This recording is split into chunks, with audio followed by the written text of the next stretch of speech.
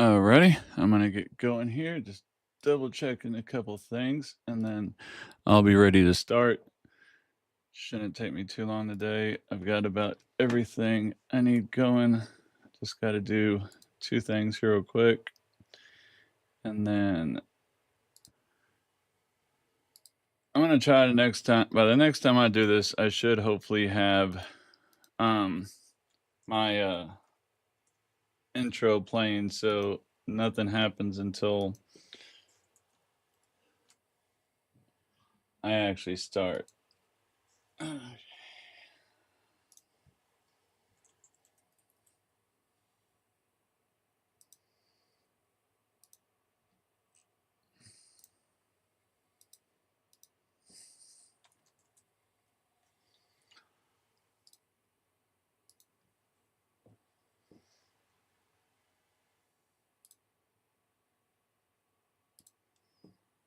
All right, now I've got everything up for my chat rooms are all good. All right, got that up on Rumble. Got my chat room for that. All right, got my chat for Twitch. Got my chat for Facebook. Once I can figure out where my Facebook chat went. Why is it not showing me?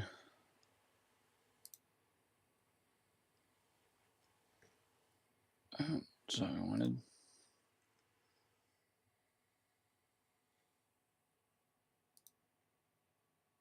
Okay, I don't know where my Facebook chat went. But all right, let's go ahead and get started here. Welcome to Patriots Corner Live with Dr. Hill Law, your source for unfiltered conservative analysis. We're here to dissect this week's biggest stories in politics and the economy, all from a grounded conservative perspective. No spin, just straight talk about what matters to you. We'll delve into the issues shaping our nation, hold our leaders accountable, and discuss and debate solutions that uphold our core American values. If you're new here, please hit that like button, subscribe, and the ring notification bell so you don't miss future streams. Within the next few years, the United States federal government is projected to spend nearly $1 trillion on one thing: interest on our national debt. To put that in perspective, that number is now bigger than our entire national defense budget. $1 trillion gone, not for roads, not for our military, not for science or medicine, just to service the debt of the nation's credit card. Imagine your household budget. Now imagine that the single biggest check you write every month is for the interest on your credit cards. More than your mortgage, more than your car payment, more than your groceries. That's the situation that we're in America right now. Now, at the exact same time, Democrats and their allies in the media are telling you with a straight face that the sky will fall if we dare cut a few $1 billion from a colossal $7 trillion federal budget. They want you to believe that trimming the edges of the most expensive enterprise in human history will somehow gut our nation, plunge our seniors into poverty, and starve our children, when it's actually the opposite, and they are hiding the truth. So, as you can tell, today's is going to be about the lies that the Democrats have been spreading about the budget cuts. They are counting on you being too scared to look at the numbers. They're counting on you to believe they're fear mongering. And they're counting on you to ignore the fiscal cliff they are driving us toward at 100 miles an hour. In this video, we're going to expose the lie. We're going to show you where your money is really going, what the real crisis is, and reveal the conservative vision for a fiscally responsible nation free from the crippling debt that threatens to destroy us. Now, you can catch Patriots Corner Live 3 evenings a week on YouTube, Rumble, Twitch, and Facebook, and eventually here soon we'll be on Twitter. If you can't catch it live, you can also listen to all the episodes on Spotify, Amazon, and iHeartRadio, and approximately an hour, couple hours after we air live.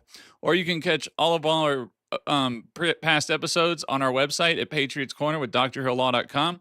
That's Patriots Corner with drhilllaw.com. That is all one word, no spaces. Now, your engagement is crucial to the success of Patriots Corner. If you have a question or want to make a statement, please do so. I will review them at the end of each segment, read a few live, and answer any questions from respectful comments that foster intellectual debate. Your feedback is invaluable in shaping the discussion. Also, don't forget to like, share, follow, and subscribe to keep the conversation going. Now, also another thing I'm going to try a little different today is, if you notice, I've got some paper here. So I've got some sections pulled out from each of my different segments that are going to actually go where I'm actually going to go through the numbers and the actual what we're looking at that I'm explaining in the live. So I'm going to see how that one goes today, and we will go ahead and let me get a drink here real quick, and then I will get on to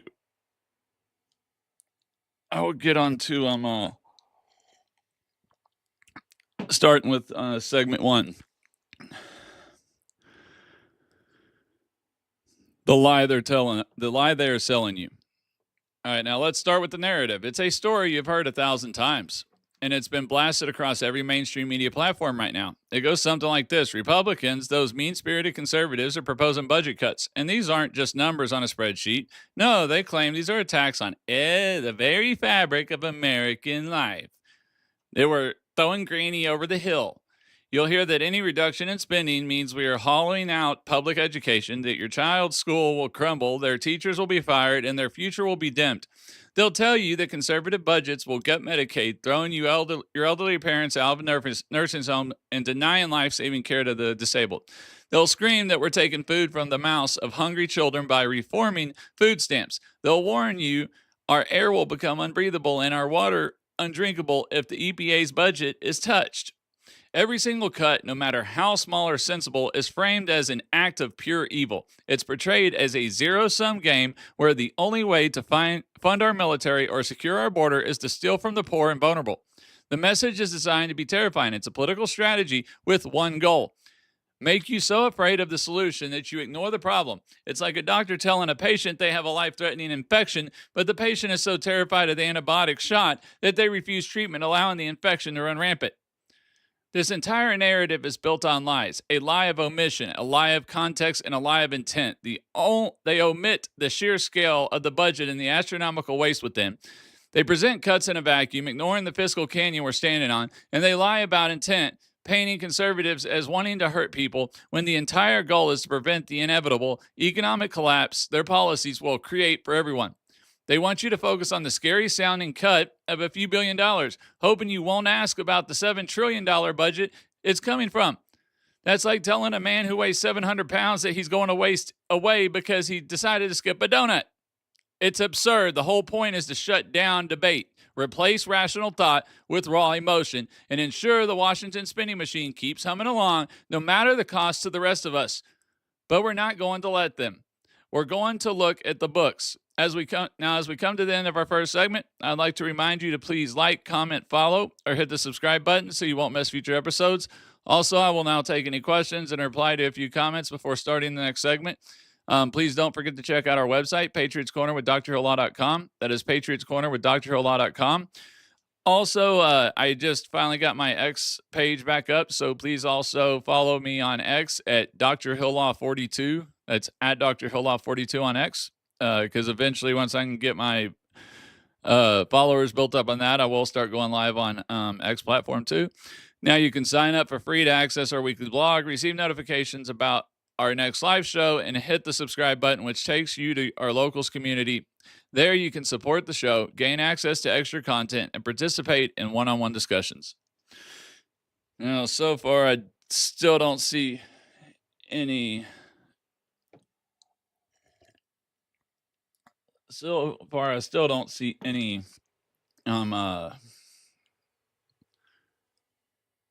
comments. So for some reason, it's not even letting me see where the comments are on my Facebook today. So it's not even. It's like I'm not even in my live right now. I gotta try something. Well, I'm at my little break here.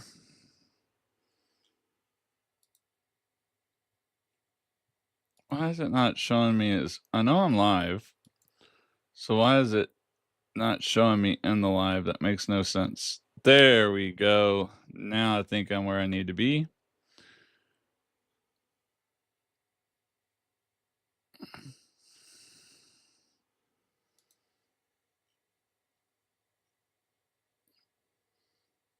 That's where I need to be. All right, cool. Now I've got it set up. Now I can see my comments. All right, so we don't have any comments on Rumble. Don't have any comments on YouTube. It looks like I've only got one viewer on Rumble. And then looks like I had one view on YouTube, but they're not on anymore. Something about I need to reduce my keyframe rate, which is making no sense. I guess I need to adjust this thing. All right, let's get on to segment 2. Deconstructing the lie. Where does your money actually go? So let's pull back the curtain. When you hear government spending, you probably picture aircraft carriers, national parks, and Social Security checks. And sure, that's part of it. But there's a much bigger, uglier side to the story. A story of staggering incompetence, waste, and abuse that's almost impossible to comprehend. Now, let's start with a number from the agency that's supposed to be the government's top auditor, the Government Accountability Office, or GAO. In fiscal year 2023, the GAO reported that federal agencies made an estimated $236 billion in what they call improper payments. Now, let's be clear. What that means, that's your tax money, $236 billion of it, and the government admits it was sent to the wrong person in the wrong amount or for the wrong reason. Think about it. That number, $236 billion in 1 year, that is more than the entire budgets of NASA, the Department of Homeland Security, and the Department of Energy combined. It's just gone. It's as if every single taxpayer in America wrote a check for about $1,500, put it in an envelope addressed to the government, and then the mail truck drove it directly into a shredder. And this isn't a one-off problem. Since 2003, the cumulated total of these improper payments has reached a mind-boggling $2.7 trillion. That's $2,700 billion evaporated. So when a politician tells you with a tear in their eye that we simply don't have the money, remember that number. We do have the money. We're just lighting it on fire and burning it away. And where is the fire raging the hottest? According to the government's own data, the programs with the highest rates of improper payments are the very ones Democrats declare untouchable: Medicaid, Medicare, and pandemic-era unemployment programs and SNAP programs. So the debate isn't about whether we should help people who need it. The debate is about why we tolerate a system so broken, so riddled with fraud that it bleeds hundreds of billions of dollars that could actually help those people, or better yet, be left in the pockets of the taxpayers who earned it. This is where the household budget analogy comes in, and it's famous because it's true. If you ran your family's finances this way, if you had no idea where 10 or 15% of your money was going every month, you'd be bankrupt. You'd lose your house. Yet we're told to accept this level of staggering incompetence from the largest institution in our country. We're told it's the cost of doing business. It's not. It's the cost of a government that has grown too big, too arrogant, and too disconnected from the people it's supposed to serve. The waste is everywhere. It's in the millions spent on studies to see what happens when you put a shrimp on a treadmill. It's in the $7 billion worth of U.S. military equipment abandoned in Afghanistan during the disastrous withdrawal. It's in the hundreds of duplicative programs where multiple agencies do the exact same thing, badly costing taxpayers billions every year. The bloat is real. The waste is undeniable. It's an insult to every American who gets up, goes to work, and pays their taxes. So the next time you hear a politician say we can't afford to cut a single dollar, remember the $236 billion they lose every year, and ask them, why don't you share that? And now, obviously, all this stuff that I just mentioned has been proven plus more during the first 180 days of President Trump's second term when Elon Musk was running Doge. He found all this stuff, verified it, plus more. So now, as we come to the end of our second segment, I would like to remind you to please like, comment, follow, or hit the subscribe button so you won't miss future episodes. Also, I will now take any questions and reply to a few comments before starting the next segment. Now, don't forget to check out Patriots Corner with drhillalaw.com. That is Patriots Corner with drhillalaw.com, all one word. You can sign up for free to access our weekly blog, receive notifications about our next live show, and hit the subscribe button, which takes you to our locals community. There you can support the show, gain access to extra content, and participate in one-on-one discussions. So, still really don't have many people viewing today. I don't know what it is. I just finally got my views back on... I finally just started getting my views back on TikTok, but now for some reason I still can't seem to get anybody on my now it seems like the views on my Rumble, definitely YouTube, and my Twitch are really going down. Shows I've got one viewer in Twitch. but no comments. Still no viewers in Facebook. No comments either. Alrighty. Let's go ahead and get done with segment 3 because I do have a pretty good amount of content today. I think it's segment 4 is where I'll start reading from the cuts from the OBA and the actual explanations of those cuts that Democrats have been trying to lie and go on about, because the monologues will kind of fall in line with that. So if it's before then, I'll let you know, but I'm pretty sure it'll be about segment 4 or 5. Now, segment 3, the real crisis they're hiding, the uncontrollable spending machine. Now, but as staggering as the waste is, it's just a symptom of a much deeper disease. The truth is, even if we magically eliminated every dollar of fraud, we would still be on a collision course with fiscal disaster. That's because the part of the budget politicians argue about on TV is just a tiny fraction of the whole picture. The federal budget is broken down into 2 main parts: discretionary and mandatory spending. Discretionary is what Congress debates each year, funding the military, federal agencies, and so on. That's where the political drama happens. But when there's mandatory spending, this is the monster in the closet. Mandatory spending is on autopilot, dictated by pre-existing laws. Think of it like this: the federal budget is a giant ship. The discretionary part is the rudder that politicians fight over, turning a few degrees left or right every year. But mandatory spending is the engine stuck on full throttle and aimed at an iceberg. Nearly all the growth in federal spending for the rest of our lives will come from just 3 things in this category: Social Security, Medicare, and the skyrocketing interest on the debt itself. This is the conversation Democrats want to avoid at all costs, because these programs, the so-called third rail of American politics, are just growing. They're growing at a rate that will bankrupt the country. That's not a political opinion. It's a simple, cold, hard truth. It's hard math. It's the facts. Now let's look at the official projections for the Social Security and Medicare trustees. The main Social Security trust fund, which millions of seniors rely on, is projected to be insolvent in about 8 years, by 2033. When that happens, current law mandates an immediate, automatic, across-the-board benefit cut of around 23% for every single recipient. Think about that. Your mother, your grandfather, your neighbor who planned for their retirement around that income, they will wake up one day to find their check is 23% smaller permanently. The story is just as grim as for Medicare. The hospital trust fund is also projected to be insolvent by 2033. At that point, payments to hospitals will be automatically cut. What do you think that will do to our healthcare system? Hospitals, especially in rural areas, could be forced to close. Doctors might stop taking Medicare patients. Access to care for seniors would evaporate. This is the real threat. This is the real cut. It's not a Republican proposal. It's not a mathematical certainty baked into current law. A time bomb set to go off because of decades of political cowardice and what is the Democratic Party's grand plan to address this looming catastrophe? To do nothing. Worse than nothing. They've made it an article of faith that you cannot, under any circumstances, touch these programs with meaningful reform.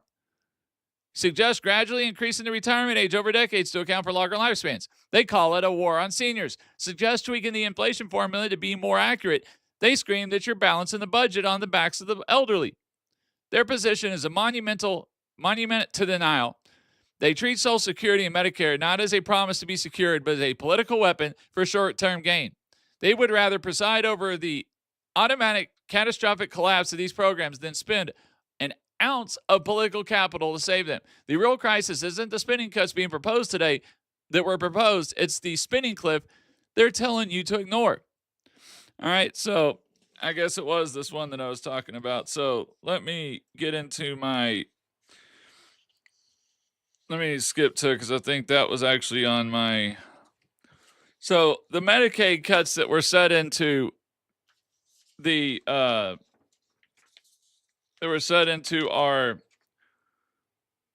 the OBBA. All right, all were to deal with what I just put. All right, that's exactly what it was. It was to deal with these sections that I just told you. What was the problem? All right, so when you look at the community engagement requirements, the OBBA mandates that able-bodied Medicaid recipients aged 19 to 64 must engage in work, community service, or work training for at least 80 hours per month, approximately 20 hours per week. Okay, the average working person works 40 to 50 hours a week. So you're telling me somebody who's able-bodied, has no kids, has no medical disabilities, cannot work 20 hours a week in order for them to maintain eligibility. The whole point of this is to say, hey, look, you need to quit sitting around at home and living off of Medicaid and Medicare and TANF and SNAP and all this and get back to work. Now, see, here's the funny thing, though, because you would think it would include all that, but it doesn't, because unless they qualify for an exemption. Now, the exemptions include pregnant women, minors, seniors, foster youth under 26, tribal members, medically frail individuals, caregivers, or those meeting TANF SNAP work requirements. Meaning if they're meeting the TANF SNAP work requirements, they don't have to meet again for the Medicaid, Medicare. So either way, they have to make the work requirements, one or the other. All right. So the whole point of that is to get able-bodied non-workers to reduce fraud and restore program integrity. Now, obviously, the Democrats and the left are saying, oh, the 4.8 million able-bodied adults without dependents will lose Medicaid coverage by 2034 due to failure to meet these requirements. That's not our fault if they don't want to work. All right, that's not our fault if they can't get off their lazy butt and get a job. Or because it doesn't say it has to be a paid job. It can be them volunteering at a local church or a local community or a local shelter or whatever. So that's not the problem. Okay, and then the eligibility redeterminations starting in December of next year, states must conduct Medicaid eligibility redeterminations every 6 months compared to the previous annual requirement. Additionally, states are required to review and disenroll deceased individuals quarterly, and the Department of Health and Human Services must establish a multi-state enrollment prevention system by October 2029 to prevent fraudulent enrollments. Again, this is to eliminate ineligible enrollees, including an estimated 1.4 million undocumented immigrants and 1.3 million already ineligible individuals to save costs. But yet they're doing it as Republicans, we're doing it for blah, blah, blah. No, we're doing it to save the program. Now, obviously, yes, this is to help cut down some of the budget deficit, but it's also to cut down the cost of Medicaid and Medicare, so hopefully it doesn't go to insolvent by 2034. And we've got to do more major stuff on it than this that we need to do when we actually work on the guaranteed stuff, and that's through the appropriations. Now, there's some restrictions on the financing options, which that goes into stuff to do with Medicaid and a bunch of other things. I don't know if we really need to get into on here to get to the point I was talking about. Limits on eligibility for immigrants. The OBBBA restricts Medicaid eligibility for lawful present immigrants, even those who have paid sufficient Social Security and Medicaid taxes to be considered fully insured. It also prohibits federal Medicaid matching funds for state-funded coverage of undocumented immigrants. Now, obviously, opponents argue this unfairly targets tax-paying immigrants and exacerbates health disparities. Well, you know what? They shouldn't be here. They're illegal. Whether they're paying taxes or not, they shouldn't be here. And like I've gone through in my previous, some of my previous episodes and on my TikTok lives, is there's only a couple ways that they're paying taxes, and it's not legal. So either way, they shouldn't legally be here. All right, so that is to help eliminate the money laundering schemes for unauthorized immigrants and prioritize resources for citizens. We have a program that is less than 10 years from insolvency. We're in 2024. It's 9 years to this program to be insolvent. And then the people who are promised it won't even have it because we're giving it to people who aren't promised it, who aren't even citizens. Or we're giving it to people who are just lazy and want to live off the government, won't get off their lazy fucking ass and work a job because they think they're owed something when they're not.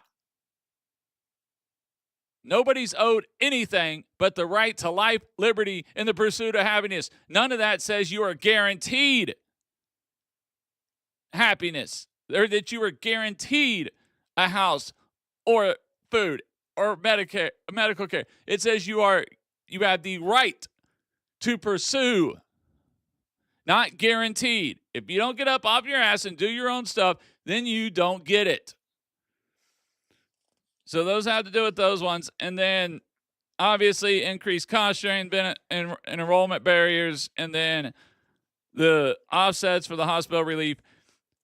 And then there's one other one that is, again, it's set up to make it more flexible for the states to prioritize essential services.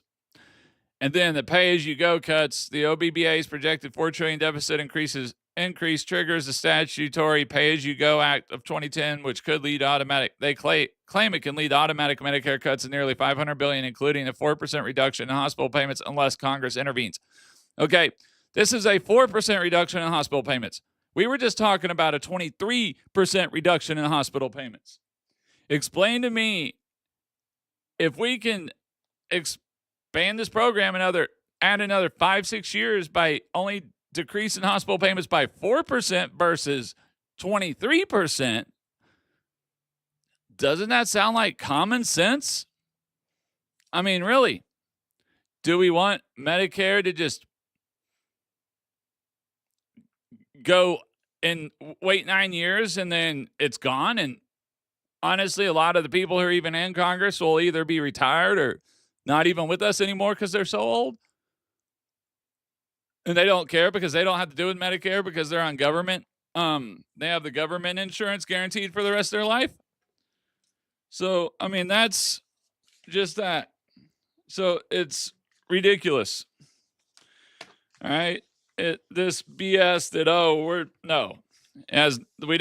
we're not cutting Medicare to grandma and grandpa, but also we're cutting out the fraud, waste, and abuse because of the fact it's a program that is failing, that's near insolvent.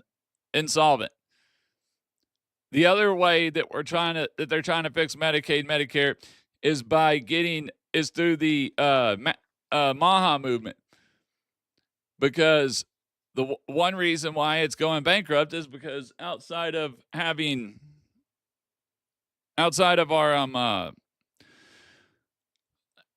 baby boomers coming to retirement age, the other thing that's costing us so much is the fact that we have I was trying to think of, is that the cost of medical services and the amount of chronic diseases and stuff. That's the whole point of the MAHA movement, is trying to find cures or at least cheaper treatments for those diseases or lower those diseases. That would also help with the cost of Medicaid and Medicare lasting longer. So now, as we come to the end of our third segment, I'd like to remind you to please like, comment, follow, or hit the subscribe button so you won't miss future episodes. I will also now take any questions and reply to a few comments before starting the next segment. Don't forget to check out Patriots Corner with drhillelaw.com. That is Patriots Corner with drhillelaw.com, where you can sign up for free to access our weekly blog, receive notifications about our next live show, and hit the subscribe button, which takes you to our locals community. There you can support the show, gain access to extra content, and participate in one-on-one discussions. Now let's get back.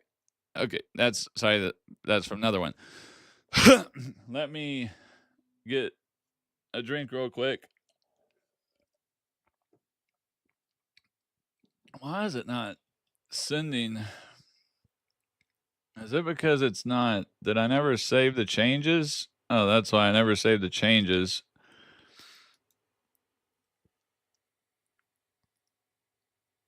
Okay, so I still only have one person on Twitch. Hey, Twitch, if you're on there, please let me know. And if you're listening, please let me know and go ahead and give a comment. Let me know you're there. Trying to see if I got anybody on Facebook, but I don't think so. Alrighty. So, nobody on Facebook. Still only one view on TikTok. No, it's still only showing 30. On YouTube.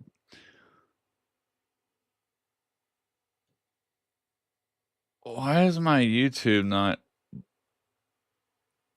It says it's running, but then it's not. On you being too scared to look at the.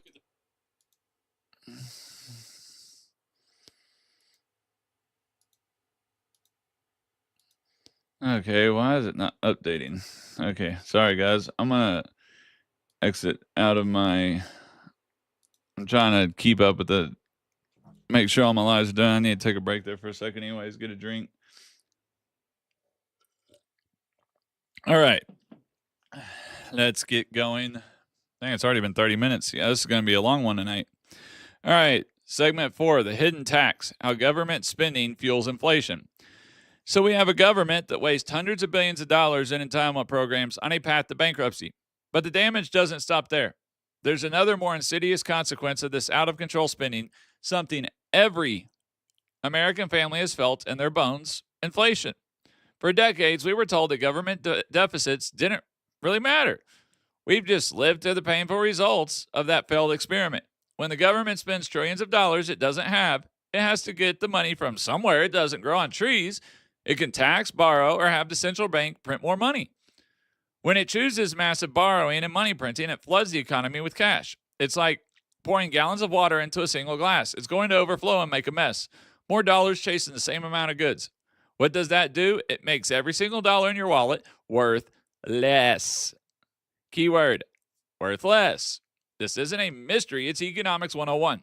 And while many factors contribute to rise in prices, a primary driver of the recent inflation crisis was the federal government's decision to pump trillions of borrowed dollars into the economy. The price that you pay at the pump, the bill you pay at the grocery store, the rent check you write every month, that sticker shock is a direct consequence of decisions made in Washington, D.C., not President Trump cutting taxes, charging tariffs. While tariffs do have some of a tax factor in there, if you cut business taxes, those work the same as tariffs. They're a tax. Those business tax costs get passed right down to the consumer. It's an inflation tax. It's the cruelest tax of all. It's a hidden tax you don't see on your pay stub, one that punishes savers and rewards debtors. It functions like a thief in the night, silently stealing the purchasing power you work so hard to earn. It disproportionately hurts the poor and those on fixed incomes.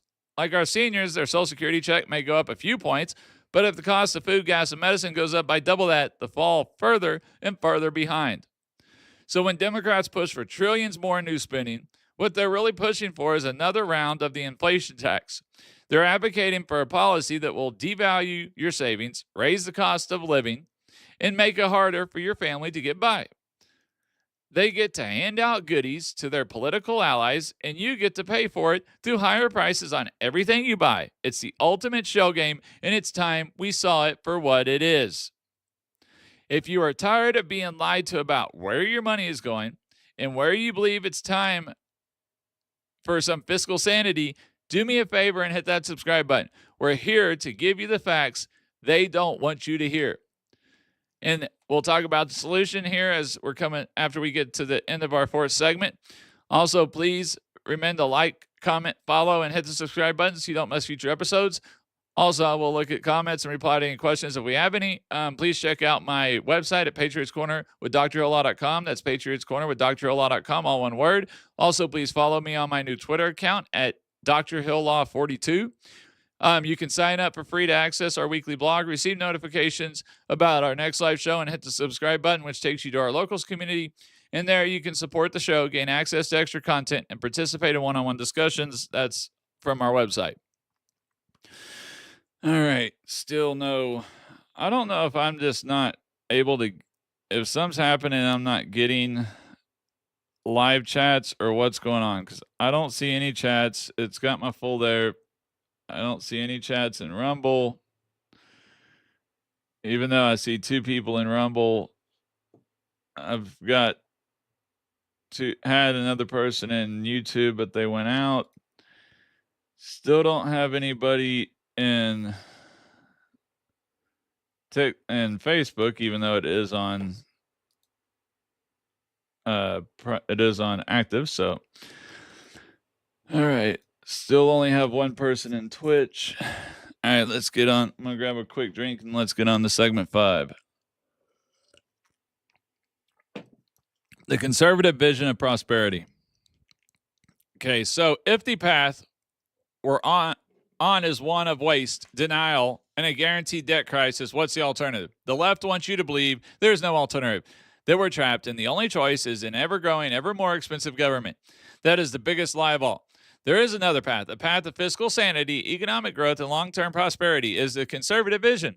This vision isn't about austerity or punishing the poor. It's not about gutting America. It's about saving it. It's about starts with a simple radical idea. The federal government should be required to do what every American family and every small business already does: balance its budget. Recent Republican budget proposals, like the one from the Republican Study Committee, lay out a clear blueprint for sanity. They make the tough choices that politicians in Washington have avoided for decades, aiming to slash deficit spending and actually produce a budget surplus. Now, is it an ambitious goal? Of course, but it substitutes the current path of certain disaster with a plan for national salvation. Now, some of y'all may be asking, well, what about the big beautiful bill? Well, like we said, that was discretionary spending. They're talking about the other set of the bill. All right. And there was a lot more cutting they tried to do in that bill, but they couldn't because they needed a supermajority of 67 in the Senate, 247 in the Congress, in the House. And the Democrats weren't going to work with them. So now they're using rescission packages on the back end. That's what that $9 billion the other day was for. And they'll have to do them through small rescission packages like that to get to this. Now, the strategy is straightforward. First, get mandatory spending under control, not by destroying our social safety net, but by reforming it so it can survive. Second, cut the fat from discretionary spending, so go through the budget line by line, eliminating wasteful and duplicative programs. Third, and most importantly, unleash the power of the American economy through pro-growth policies that will generate the wealth we need to pay our bills. That's exactly what most of that.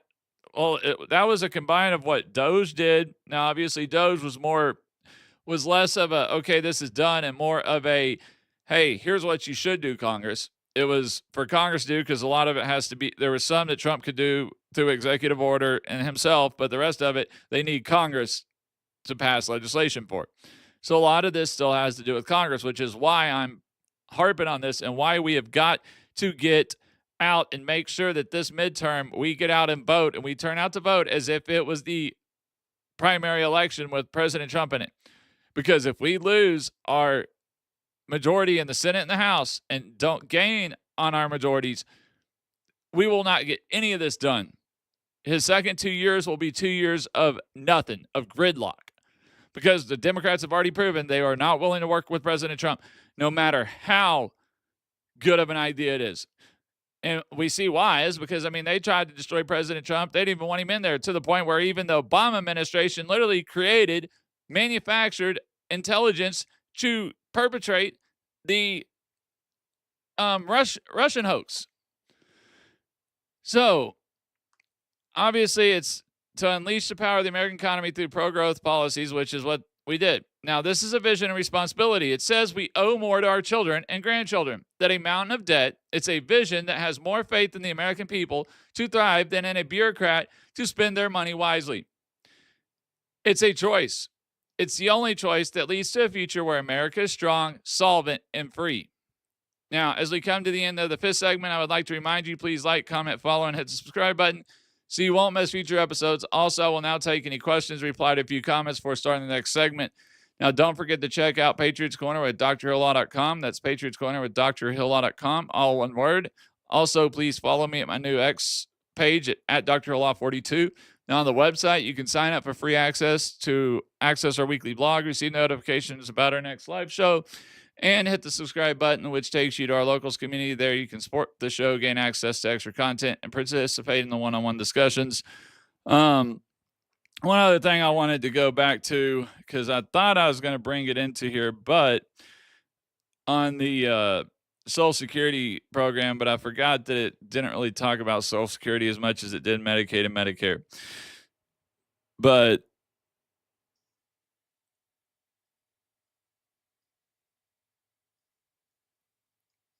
yeah, so, well, no, let's go back to the other page. I was trying to find it.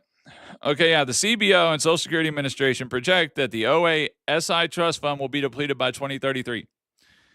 If no changes are made, benefits would need to be cut by approximately 23 to 25% across the board to align with incoming revenue, as federal law prohibits borrowing to pay benefits. This reduction would affect roughly 70 million beneficiaries, including retirees, disabled workers, and survivors. For example, a typical retiree receiving $19.07 a month 2025 average could see their benefits drop to $14.30 to $14.78 a month, which is why we have got to expand the retirement age to 70 years old. Now, obviously, not for people who are close to retirement or at retirement or near retirement, but people who are in their 20s, 30s, even in their 40s.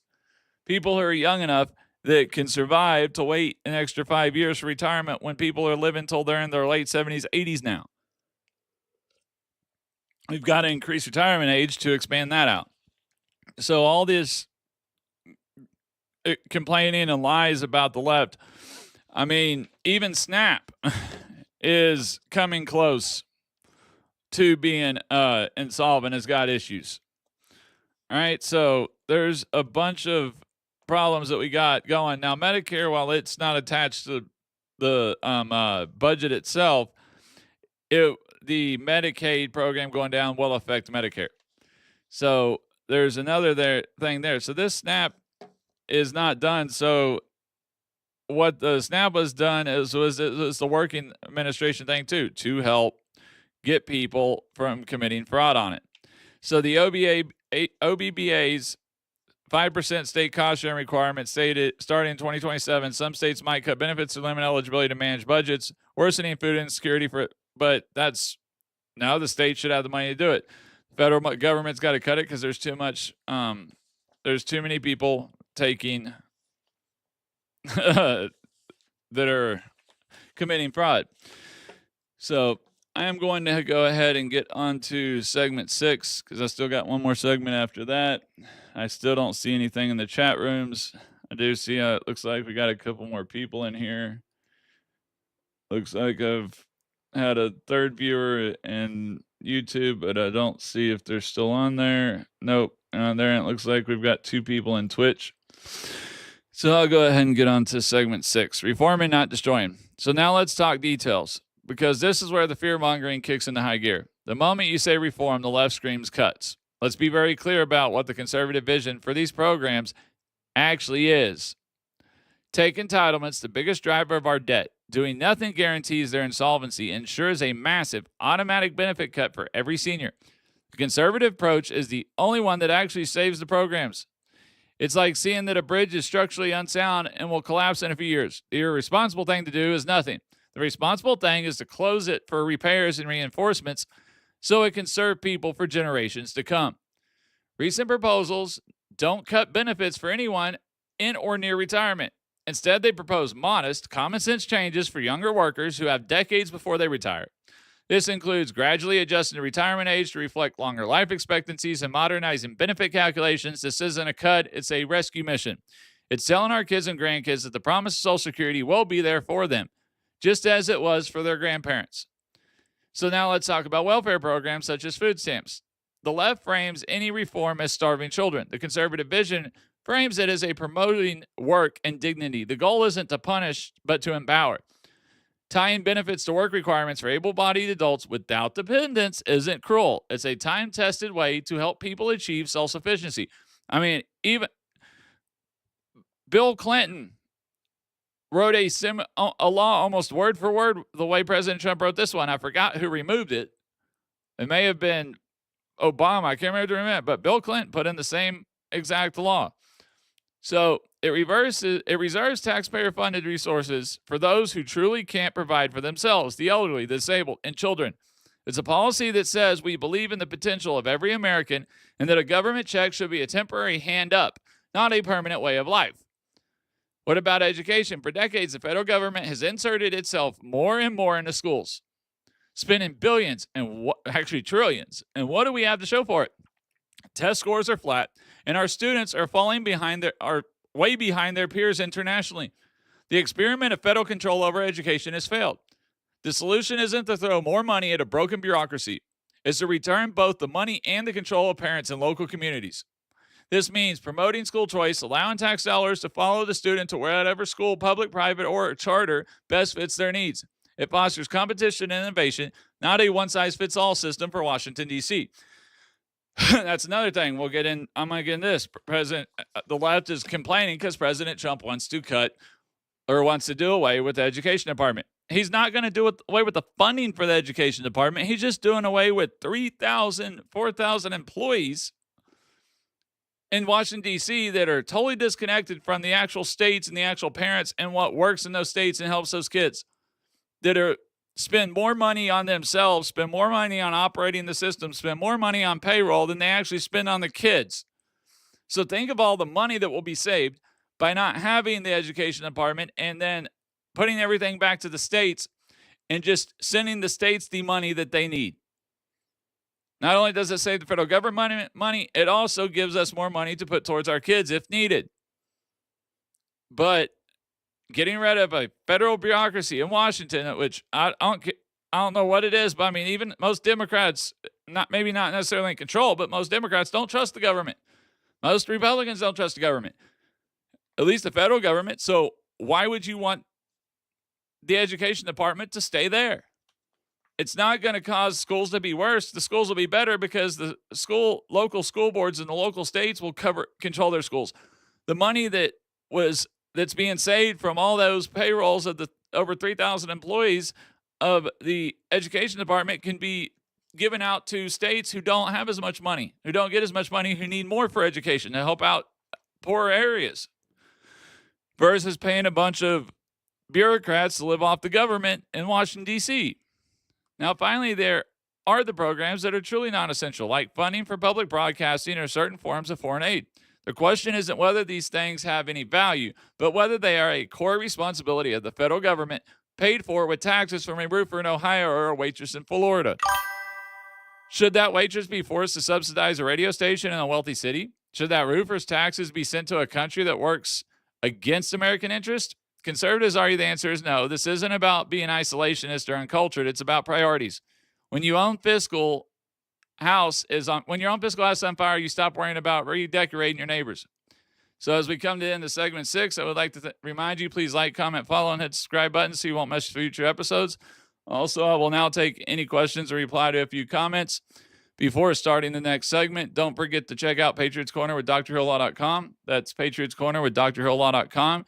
You can sign up for free to access our weekly blog, receive notifications about our next live show, and hit the subscribe button, which takes you to our locals community. There you can support the show, gain access to extra content, and participate in one-on-one discussions. What is this? First time chat. Cheap viewers on streambo.org remove the space. That makes no sense. It's not. Somebody sent me a chat, but I have no idea what it means.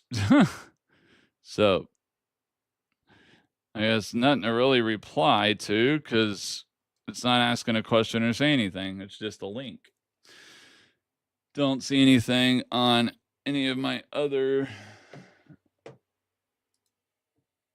Don't have anything on on YouTube. Don't have anything on Facebook. Just the one on Twitch. Nothing on Rumble yet. So, all right, let's get to our final segment. This one will pretty much get me over to an hour, or most over an hour. So that's pretty decent for today. So segment 7, the engine of growth, pro-growth tax policy. The final and most critical piece of the conservative vision is about how we create wealth in the first place. You can't tax, cut, or regulate your way to prosperity. The only way to truly overcome our debt crisis is to stimulate economic growth. A thriving economy creates jobs, raises wages, and generates the tax revenue needed to fund the government operations without incurring excessive debt. A bigger economic pie means everyone gets a bigger slice. This is why tax policy has been so central to the conservative vision, which is built on a simple principle: the people who create wealth, workers, entrepreneurs, investors, know how to use it more effectively than the government does. The goal of the tax code should be to leave as much money as possible in the hands of the people who earned it. This is why Republicans passed the One Big Beautiful Bill this month, making the tax cuts of 2017 permanent plus adding more. The left calls these tax cuts for the rich. That is a deliberate lie. There were tax cuts for the middle class, which saw its tax burden reduced. They were tax cuts for small businesses, the engine of job creation, allowing them to reinvest in their companies and hire more people. And yes, there were tax cuts for corporations. This is a point that is often misrepresented. A corporation isn't just a legal entity. It can't pay a tax. A tax on a business is like a rock thrown into a pond. The ripples don't just stay in one spot, they spread out. That corporate tax is passed on to real people, to consumers in the form of higher prices, to workers in the form of lower wages, and shareholders, which includes anyone with a 401k or a pension plan. When you lower the corporate tax rate, you make it more attractive for companies to invest and hire in America. You make our businesses more competitive. That means more jobs, higher wages, and a stronger economy for everyone. The Democratic vision is the opposite: raise taxes, stifle innovation, drive investment overseas, and slow our economy to a crawl. It's a recipe for European-style stagnation, and it will exacerbate our debt problem indefinitely, which is what Obama did for 8 years. The choice is stark. One path leads to economic growth that helps solve our fiscal problems. The other path leads to economic decline that makes the impossible to solve. As we come to the end of our show, I would like to remind you to please like, comment, follow, and hit the subscribe button. Well, actually, I'm going to stop on that for a second. I was going to go back to one other thing I was going to cover, since still got about 8-9 minutes. So the whole point of this show today, guys, is Republicans, we have to get out. We've got to ignore this freaking Epstein thing. All right. Trust me, I'm a father. I would love to see every person who every pedo arrested, in prison for life, castrated, all that. But the problem is most of these cases are 20 to 40 years old. Okay. I mean, before 2006 is when Epstein was first charged or arrested. I mean, I doubt it went on much long after that, because he had the FBI and everything all over him. So this was like in the late 80s, early 90s to 2006. That means there is no physical evidence. It is a he said, she said, totally circumstantial evidence. Those cases are already hard to prove anyways. With physical evidence, they're hard to prove, much less only circumstantial. Now, while everybody out here is screaming, oh, let's do this, you know what? If the victims wanted it so bad, they would come out and say who it was. They would come out to the DA and say, hey, this is who attacked me, or this is who raped me. They would say that. But the bet is they probably don't want to be reminded of the worst time in their life, be drugged back through it, and have them to relive it 20 to 40 years later, when they know the probability of that person actually getting convicted is slim to none. Civil case, maybe, but still hard. About the only thing they're going to do is possibly ruin that person's public image, maybe even get their own public image dragged through the mud, is only coming at it for money and stuff. Because obviously, like I said, it's power of he said, she said. If it's a Democrat, you think the Democratic media is just going to lay down and let them go after them? No, they're going to go after the girl.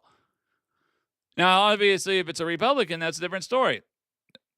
They won't come out of it. Now, here's also the other problem: is not every person who went to that island actually participated in any of the illegal activities. People could have gone there before they knew anything what was going on. It could have been somebody new there. It was their first time. They didn't know. They found out and left.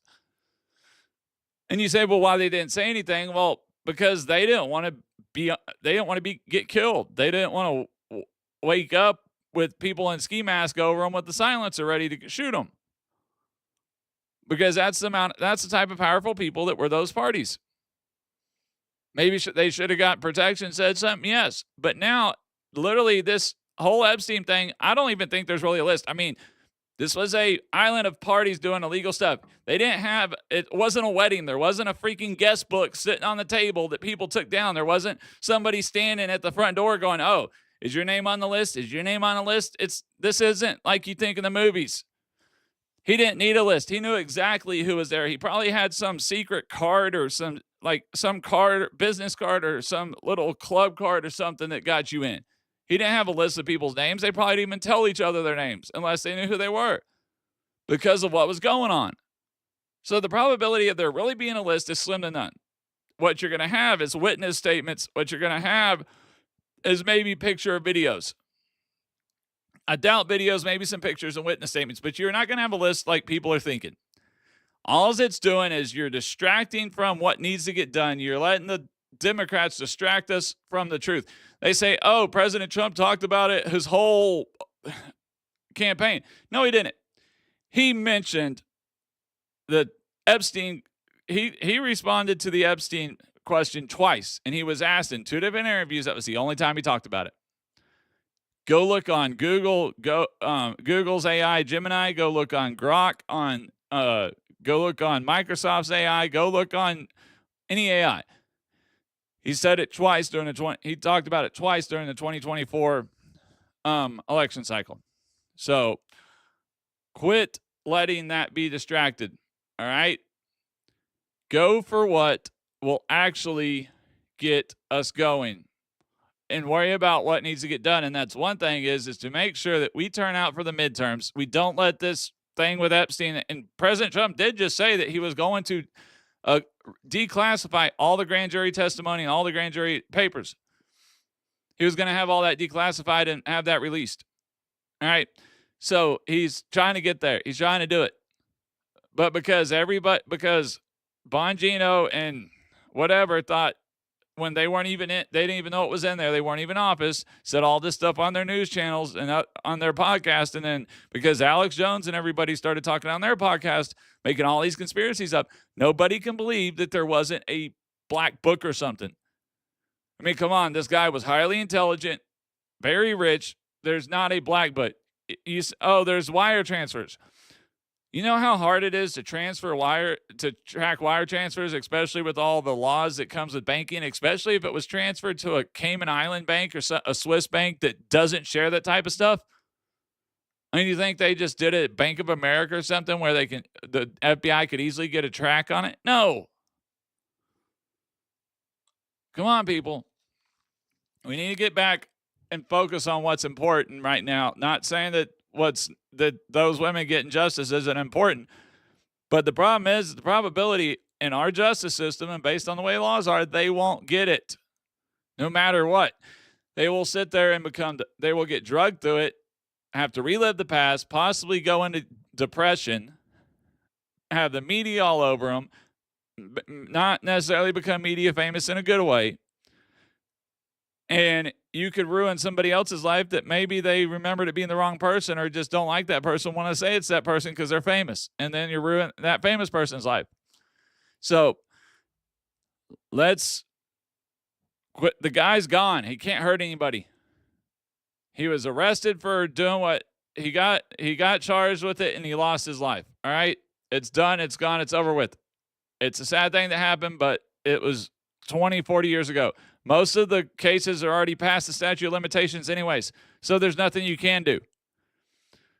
It's literally just a book to ruin people's images and ruin people's public perception. That's literally all that they're trying to do, is hoping that there's somebody politically that they can use to get them out of office or something. That's all it's for. And I'm sorry, but if Trump was on there, they would have already released it. The Democrats have had this stuff in the FBI building for years. Okay, the case was in 2021 when he was convicted. He hung himself back in 2020 or 2021. FBI's had all this stuff since then. The Democrats saw it. If Trump's name had been there, they would have released it. Not some fake so-called letter that think may be Trump that had somebody drawing a picture. No. All right. This is the left trying to grasp at anything they can because they don't. Them in the deep state, proven by what came out with Obama, they don't want their goals, their socialistic communist goals, to be set back. I mean, we can tell that based off of Biden's DOJ and literally them trying to go after parents and trying to find a way to go after parents for literally protesting and actually being active in their children's lives and actually being active in their children's education. So we have got to stop that. So please make sure to comment, like, follow, hit the subscribe button so you won't miss future episodes. Also, please don't forget to check out our website, Patriots Corner with DrLaw.com. That's Patriots Corner with DrLaw.com, where you can sign up for access to our weekly blog, receive notifications about our next live show, and hit the subscribe button, which takes you to our locals community. There you can support the show, gain access to extra content, and participate in one-on-one discussions. Also, please check out my new X page at Dr. Hill Law 42. That's at Dr. Hill Law 42. Now, at the end of the day, this debate isn't really about a few $1 billion here or there. It's about two fundamentally different visions for the future of America. The vision of the left is defined by fear. Fear of cuts, fear of reform, fear of change. It's a vision that requires you to believe our nation is so fragile and our people so helpless that we cannot survive without the constant intervention of an ever-expanding government. It's a vision that promises security but will deliver bankruptcy, that promises compassion but results in the catastrophic collapse of the very programs people rely on. Their narrative is a lie, designed to hide their addiction to spending and protect their own political power. The conservative vision is the opposite. It's built on courage and responsibility. It's a vision that says we must face our problems honestly, even when the solutions are hard. It's a vision that has faith in the American people, not in government bureaucracy. It's a vision that understands true prosperity comes from freedom, innovation, and fiscal discipline, not from a government spending money it doesn't have. The choice you have is not between compassion and cruelty. It's between math and magical thinking. It's between a planned, responsible path to fiscal health and a guaranteed automatic collapse caused by decades of cowardice and denial. They want you to be afraid of a balanced budget. You should be terrified of what happens without one. This isn't about cutting America's future. This is about ensuring we actually have a future. So, thank you for listening again to Patriots Corner Live with Dr. Hill Law. Please join us every Sunday, Wednesday, and Friday evening around 6:30 to between 5 and 7. Since the times aren't exactly set, so please subscribe and follow on our website so you are notified and receive a notification every time we go live. Each episode will be available live on Rumble, YouTube, and Twitch, and eventually here at Twitter. Also, if you can't catch it live, you can watch or listen to it on Spotify, Amazon, and iHeartRadio. And obviously, you can watch the replays on Rumble and YouTube. Thank you for